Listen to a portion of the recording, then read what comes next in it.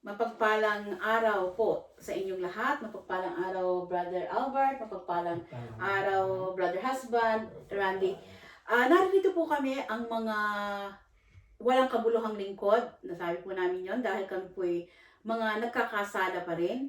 At kami po nag-aanyaya sa inyo, samahan kami dito sa pag-aaral ng mga salita ng Diyos. Ang ating pong pag-aaralan ay yung mga nakasulat sa Biblia. At ang aming pong hangad ay maunawaan natin ang kabutihan ng Panginoon. At sa araw na ito po, ang aming pong pag-uusapan at pag-aaralan ay ang kaligtasan. Brother Albert, siya po ang magpapaliwanag sa aming mga katanungan upang malinawan tayong pare-pareho kung ano ba talaga yung daan, kung ano ba talaga ang paraan upang tayo maligtas. At lahat naman po siguro tayo, kaya tayo yung nananampalataya, ay gusto natin ang kaligtasan at eternal life. So, Brother Albert, ang aking pong katanungan ay ano ang paraan at daan para sa kaligtasan? Alam mo, Sister Libay, ang ating topic ngayong araw na ito na iyong binuksan ay tungkol sa kaligtasan. At alam kong pari-pariho tayong yan ang hinahangad sa darating na panahon, yung kaligtasan ng ating kaluluwa. Kaya nga tayo nagiging aktibo sa ating anumang uri ng o larangan ng pananampalataya, ay ito'y dahil sa ang hinahanap nating kaligtasan. Ngunit, ano nga ba ang kaligtasan na binabanggit sa Biblia? Sa Biblia po, ang kaligtasan na binabanggit ay mayroong isang daan na binabanggit. Kaya nga, ang sabi sa Aklat ng Juan, chapter 14, verse 6, ay ang sabi ng ating Panginoong Jesucristo, ako ang daan, ang katotohanan at ang buhay. Sa makatuwid, ang natatanging daan ng kaligtasan nakasulat sa Biblia sa Bagong Tipan ay ang ating Panginoong Jesucristo. At ang kaligtasan yan ay sinasabi rin ng Biblia na sa pamamagitan ng ating pananampalataya sa Kanya.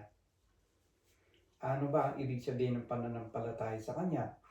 Pananampalataya sa ating Panginoong Jesucristo at pananampalataya sa lahat ng katuruan ng ating Panginoon Jesucristo na nakasulat doon sa Aklat ng Colossian chapter 2 verse 6 and the following. Ito sinasabi, mga kapatid, kung paano nga na inyong tinanggap si Kristo Jesus na Panginoon, ay magsilakad kayong gayon sa Kanya, na nangag-uugat at nangatatayo sa Kanya, at matibay sa inyong pananampalataya, gaya ng pagkaturo sa inyo na sumasagana sa pagpapasalamat.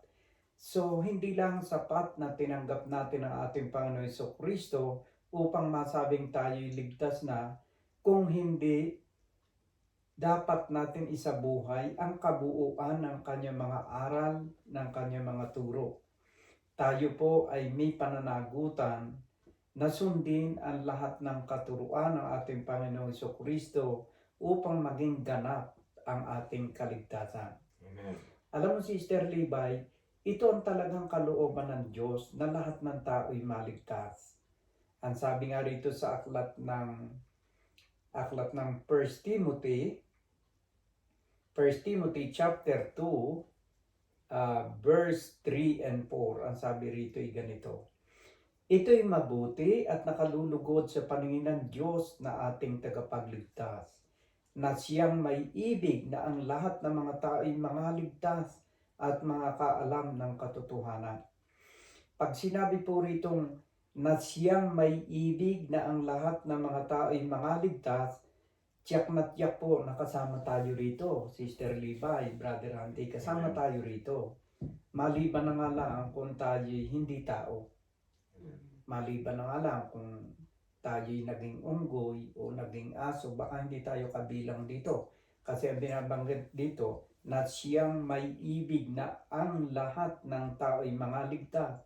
Kasama na ron ng mga tomboy, kasama na ron mga bakla, kasama na ron yung third sex, merong fourth sex, five sex, ayun ko ba kung merong five sex five sex naman yun.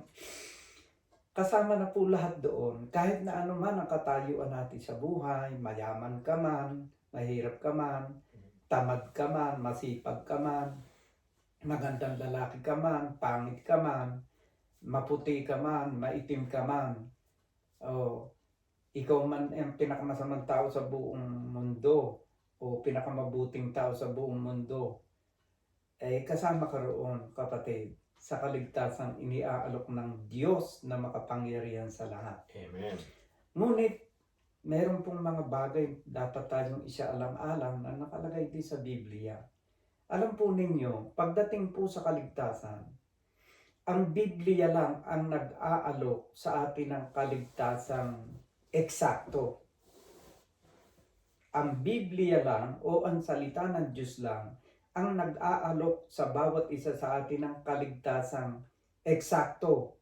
Hindi alatsamba na kaligtasan. Hindi yung kaligtasang hindi ka tiyak. Ang Biblia, ang sinasabi nitong kaligtasan ay kaligtasang may katiyakan, 100% sure na kaligtasan. Amen. Yan ay kung susundin mo. Bakit ko nasabing eksaktong kaligtasan ang iniaalok ng Biblia? Basahin po natin sa aklat ng Deuteronomy. Ito po'y sa Lumang Tipan para po sa amin masugid na tiga-subaybay sa programang ito ng walang kabuluhang lingkod, ay basahin po natin sa aklat ng Deuteronomy chapter 12 verse 32. Ito po sinasabi sa wika pong Tagalog, sa ating pong sariling wikang pinakamamahal. Kung anong bagay, ang sabi po rito ng Diyos ay ganito sa mga Israelitas, kung anong bagay ang iniuutos ko sa iyo, ay siya mong isasagawa. Huwag mong dadagdagan ni babawasan. Ito po'y utos ng Diyos na pagdating po sa kanyang salita ay mahigpit niyang ipinag-uutos at ipinagbabawal niya ang magdagdag at magbawas sa kanyang salita. At kung ikaw na may magdagdag at magbawas, ano naman ang akusasyon ng Diyos sa iyo kung sakaling ikaw ay magdagdag o magbawas? Ito po ang sabi sa aklat ng Kawikaan, chapter 30, verse 5 and 6. Chapter 30, verse 5 and 6. Ito po ang sabi mga kapatid, bawat salita ng Diyos ay subok. Siya'y kalasag sa kanya na nanganganlong sa kanya. Huwag kang magdagdag sa kanyang salita. Baka kanyang sawayin ka at masumpungan kang sinungaling. So, mga kapatid, napakahigpit pala ng kaligtasang iniaalok ng Diyos na nakasulat sa Biblia. Eksaktong-eksakto. Hindi ka pwedeng magdagdag, hindi ka pwedeng magbawas, sapagkat oras na ikinagdagdag at nagbawas, ang akusasyon sa iyo ng Diyos ay ito, masumpungan kang sinungaling. So tayo po ay nag-iingat na huwag tayong mapabilang doon sa mga taong masumpungan niyang sinungaling. Kaya hindi po tayo magdadagdag at hindi rin tayo magbabawas sa kanyang mga kautusan. Ay paano naman, Brother Albert? Siguro mga tanong ninyo yan.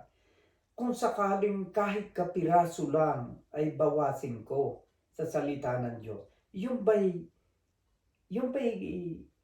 katanggap-tanggap sa Diyos na kahit katiting lang, siguro kung sa ating mukha, baguhin mo lang yung kilay mo. At maaari sabihin mo sa Diyos, Diyos, parang pangit ang aking kilay. Kaya anong gagawin mo? Kilay lang po naman to ahitin ko at sulatan ko ng lapis. Malulugod kaya ang Diyos? Nakapirasong bagay lang yung binago ko? Mga kapatid, ito ang kasagutan ng Diyos sa katanungan mo na sinasabing Maliit na bagay. Kaunting tikim lang naman eh. Lord, kaunting tikim lang to. Siguro naman hindi ko ito ipagkakasala. Tingnan natin sa Biblia kung talagang malulugod ang Diyos. Sa aklat ng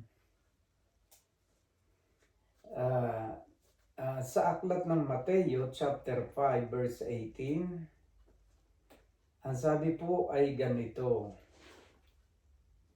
Chapter 5 verse 18, ano sinasabi, Brother Randy?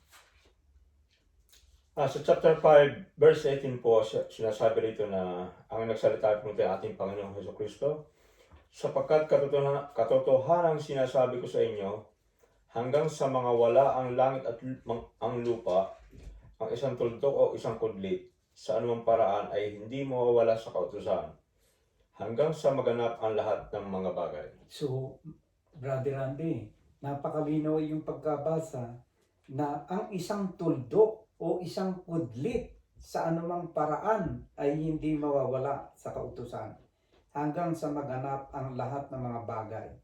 Ngayon, ituloy mo, Brother Randy, sa 19, sa verse 19.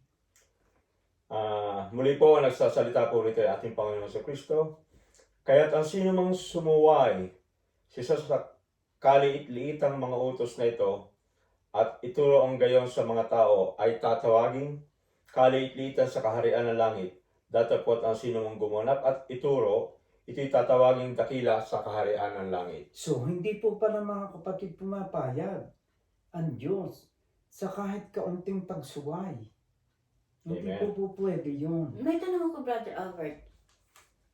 Sa katulad po yung mga ngaral, di po ba may iba-ibang way ng pangangaral ng mga salita ng Diyos? Kung sinasabi po sa Biblia na hindi ka magdadagdag, hindi ka babawas, ano pong magiging kaparusahan ng mga taong nangangaral ng salita ng Diyos, pero sa halip na ang ikonsulta nila ay Biblia, ginagawa po nilang sariling interpretasyon. Ano pong ika nga po yung mangyayari sa mga ganong mga ngaral? Mabigat ang magdagdag. Kagaya nga na nasabi ko, na binasa ko na nakasulat sa Kawikaan chapter 30 verse 6 na ang magdagdag at magbawas, huwag ka anya magdadagdag, may magbabawas sa aking salita. Baka masumpungan kang sinungaling. So, utos ng Panginoon na kung ano ang sinabi niya, yun lamang ang iyong sasabihin. Katunayan, sinasabi rin dito sa aklat ng Jeremiah, chapter 26, verse 1. Ang design na utos niya na bawal magdagdag. Ito'y si Prophet Jeremiah na sinabihan ng Panginoon. Sa aklat ng Jeremiah, chapter 26, verse 1 and 2, ang sabi ng Panginoon ay ganito, nang pasimula ng paghahari ni Joachim na anak ni Josias na hari sa Huda, dumating ang salitang ito na mula sa Panginoon na nagsasabi, ganito ang sabi ng Panginoon, tumayo ka sa looban ng bahay ng Panginoon at salitain mo sa lahat ng bayan ng Huda o nagsisiparoon upang magsisamba sa bahay ng Panginoon ang lahat na salita na iniuutos ko sa iyo upang salitain sa kanila. Huwag kang magbawas ng kahit isang salita. So napakahigpit. Ngayon, sa tanong mo naman, Sister Levi, na ano naman ang kasasapitan ng mga taong nagdadagdag. Katunayan, malinaw ang sinabi ng ating Panginoong Hesukristo sa aklat ng Mateo chapter 24 verse 12 or 13. Basahin natin.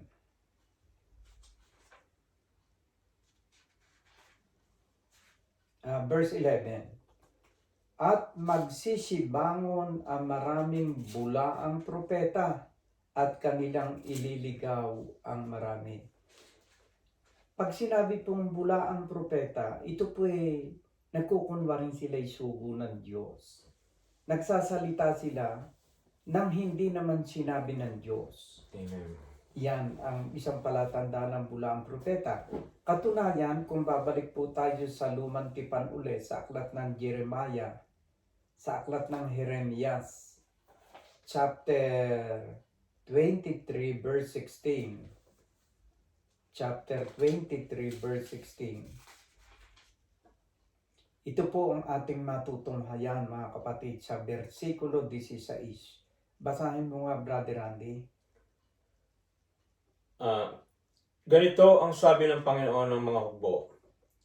Huwag ninyong dinggin ang mga salita ng mga propeta na nanganghuhula sa inyo. Sila'y nangagtuturo sa inyo ng walang kabuluhan. Sila'y nangagsasalita ng pangitain ng kanilang sariling puso at hindi mula sa bibig ng Panginoon. Napakalinaw, Brother Randy.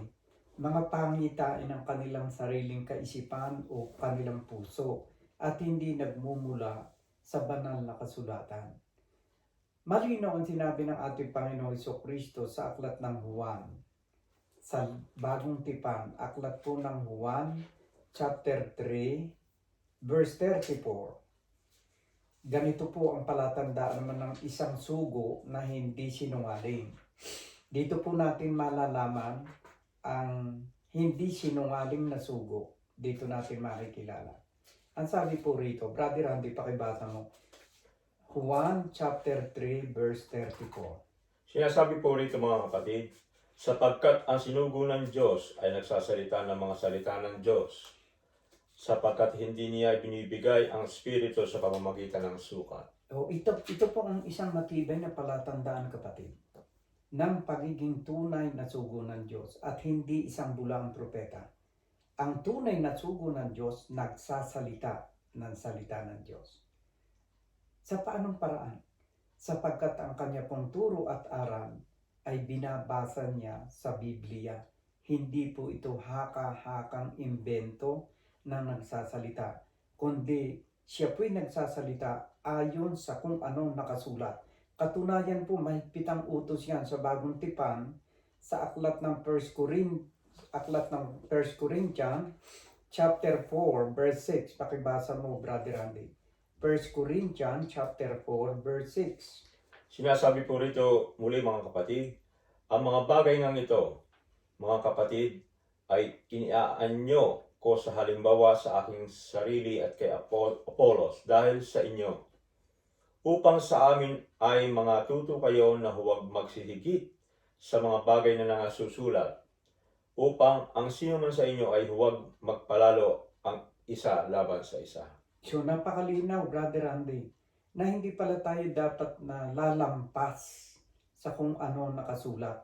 Ano mang bagay na lampas ayon sa nakasulat ay mali at kasalanan sa paningin ng Diyos. Amen. At tayo, kung lalampas tayo ayon sa nakasulat, tayo'y mapapabilang sa bulaang propeta. At ano naman ang hatol sa mga bulaang propeta na nagsasabing sila ilingkod ng Diyos ay yung pala hindi pala. At ang sinasangguni nila ay ang kanilang sariling kaisipan o ang kanilang puso. Narito po sa aklat ng Pahayag, chapter 20, verse 11 and the following.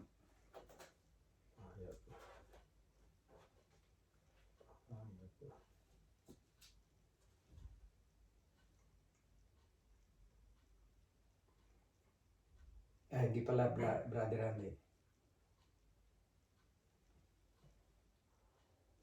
Ako yung pahayag.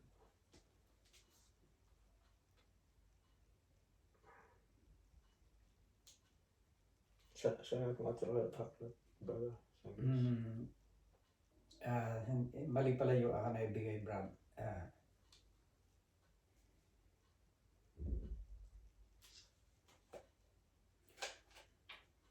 So napakalaki ng pananagutan ng isang mangangaral na Mabigat. hindi tinuturo ang ika nga po yung talagang katuroan ng Panginoon Diyos. Mahirap ang maging isang mangangaral. Mahit pa kahirap. Kaya sinasabi yan sa aklat ng Juan, Aklat ng Juan, chapter 4, verse 1.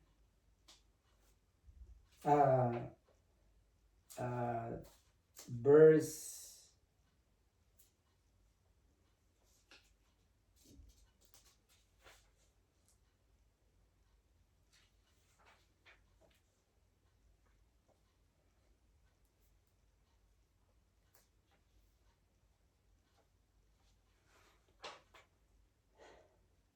'Yan.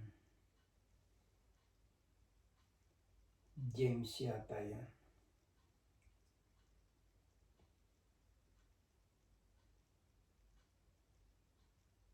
Ito, sa aklat ng Santiago, mga kapatid, makikita natin dito na yung pagiging isang mangangaral ay isang mabigat na tungkulin. Kaya sinasabi rito sa aklat ng Santiago, chapter 3, verse 1, pakibasa mo nga, Brother Randy, kung anong kasasapitan ng isang mangangaral kung siya ay hindi magiging tapat sa kanyang uri ng pangangaral. Huwag maging guro ang marami sa inyo, mga kapatid ko.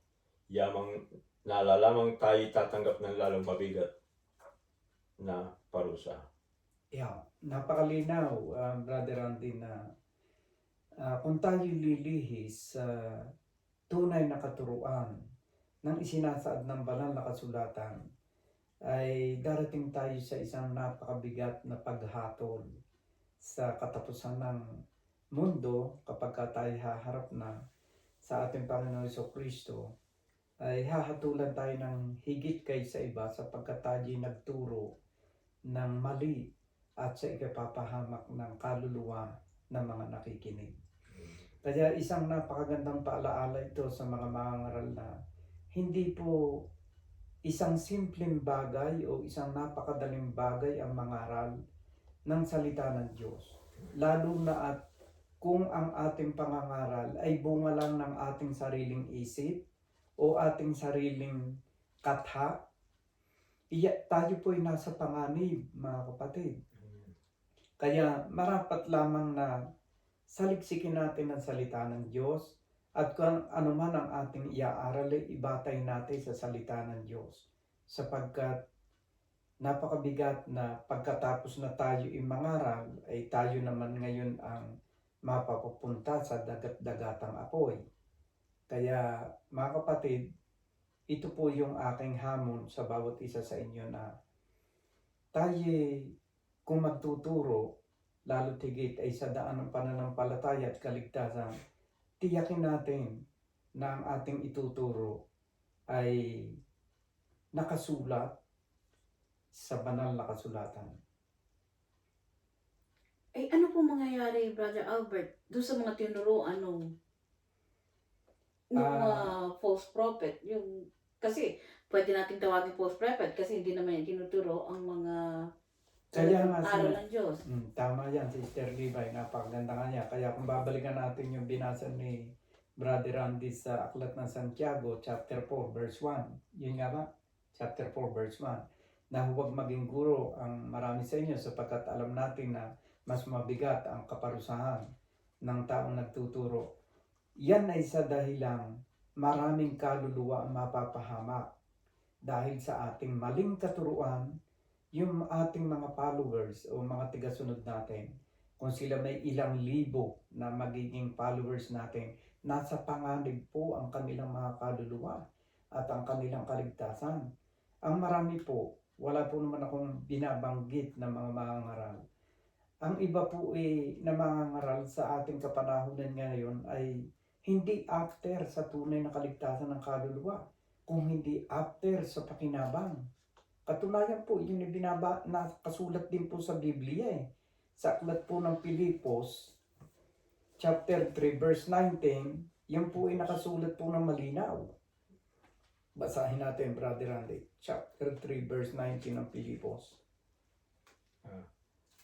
Na ang kanilang kahihinatnan ay ang kapahamakan, na ang kanilang Diyos ay ang tiyan, at ang kanilang kapurihan ay nasa kanilang kahihiyan, na nag-iisip ng mga bagay na ukol sa lupa. Yan po, mga kapatid. Kaya po namin ibinabahagi sa inyo sa araw na ito. ang marami pong mga mangangaral sa kasalukuyan at tayo po naman dito sa Bible Group ay hindi bumabanggit ng kung sino man ang mga yan o anumang sekta o anumang relihiyon. Pero ito po, sinasabi po, ang mga iniisip na mga ngaral na ito yung mga bagay na ukol sa lupa. Ibig sabihin po yung mga tungkol sa pagpapayaman, tungkol sa mga material na bagay. Diyan po nakabatay ang kanilang mga turo at aral. Oo. Ang kanilang Diyos ay ang tiyan. After po ang mga ngaral na ito sa pakinabang. Kaya nga po, tama rin po nakasulat sa aklat ng 2 Corinthians, ikalawang Korinto, chapter 2, verse 17. Pakibasa mo nga, kapatid na Randy. Sapagkat hindi kami gaya ng karamihan na kinakalakal ang salita ng Diyos, kundi pagtatapat at gaya ng mula sa Diyos. Sa harapan ng Diyos ay nagsasalita kami para kay Kristo. Ang marami po sa kasalukuyan, mga kapatid, at kami po na may hindi humahatol doon sa iba at hindi kami ipinagbabawal namin kami bumatikos sa mga personal na mga tao. Pero sinasabi po ng banal na kasulatan na ang marami po ay kinakalakal ang salita ng Diyos. Ito po yung mga bulaang propeta na binabanggit na ginagawa nilang negosyo ang salita ng Diyos upang kumita at magkamal ng milyon-milyong salapi at marami po naman talaga yumaman tungkol diyan. Amen. Ngunit dito po sa programang ito ng walang kabuluhang alipin, wala po kaming tinatanggap na pera at hindi po kami nanghihingi sa inyo ng pera dahil gusto po namin ang aming pagpapahayag ng salita ng Diyos ay sa pagtatapat sa inyo. Hindi po kami nagninegosyo, kaya po kami nangangaral ng salita ng Diyos. Ang aming pong tanging hangarin ay yung kaligtasan ng inyong kaluluwa. Kung sakaling inyong tanggapin at isabuhay yung mga salita ng Diyos na aming itinuturo dito sa aming programa. Katunayan po, pagkatapos po ng programang ito, wala po kaming babanggitin sa Panginoon kundi ang mga katagang binitawan niya doon sa aklat ng Lucas chapter 17 verse 10. Kami mga walang kabuluhang alipin, ginawa lamang namin ang dapat naming gawin. Amen. So, ang kaligtasan po mga kapatid, sinasabi po ng Biblia na eksakto. Ang kahalintulad po niya ni pag pumunta ka sa doktor. Pag sinabi niya na ikaw ay high blood, maglilista siya ng mga bagay na hindi mo dapat gawain o kainin. Bawal sa iyo ang baboy. Kasi pag kumain ka niya, posible mamatay ka. Amen. Iinumin mo ang gamot na ito, isa sa umaga, isa sa hapon. Pagkatapos kumain, isa sa umaga, isa sa hapon. Talagang sunod na sunod. Hindi ka kain ng baboy. Kausapin na kagad ang asawa. Huwag ka magluluto ng baboy, ha? Pinagbawal sa akin ng doktor yan. Hindi ako pwede kumain ng baboy. At pagka umaga, ilalagay mo na yung aking tabletas na iinumin pagkatapos ng pagkain. Sunod na sunod ang bawat sinabi ng doktor. Pero pagdating sa Diyos, sinasabi na ng Diyos, ay tayo kumukontra pa. Kaya mas kinatatakutan pa natin kung minsan at mas sinusunod ang doktor kaysa sa Diyos. Samantalang ang Diyos ang kanyang lahat ng reseta na nakasulat sa Biblia, yan ang daan patungo sa tiyak na kaligtasan. No more, no less. Amen. So, palagay ko mga kapatid, ay kami nagpapasalamat sa Diyos na sa munti at maliit nating pag-aaral ngayong araw na ito ay naway nakapagbukas kami ng kaunti sa pintuan ng inyong mga puso upang mapagnilayan ninyo sa mga darating na mga araw yung mga talata na aming naibigay sa inyo ngayong araw na ito. Actually po mga kapatid, wala po kaming inaasahan kundi ang patnubay ng Diyos at ang kanyang pagpapaalaala sa amin ng kanyang mga ginintuang aral at ng kanyang mga salita. Katunayan po, meron pong pangako ang Diyos sa mga naghahangad na mangaral ng kanyang salita. Nakalagay po rito sa aklat ng Juan chapter 14 verse 26, ang sabi po rito ay ganito.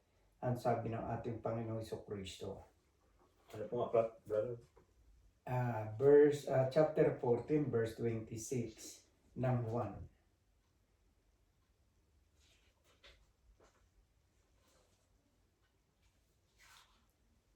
Pakibasa mo, Brother Randy.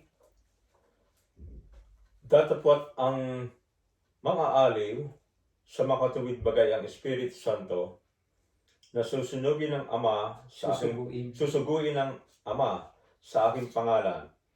Siya ang magtuturo sa inyo ng lahat ng mga bagay at magpapaalala ng lahat sa inyo ay aking sinabi. Ito po'y sinabi ng ating Panginoon Jesucristo sa kanyang mga alagad. Nasusuguin niya ang kanyang banal na Espiritu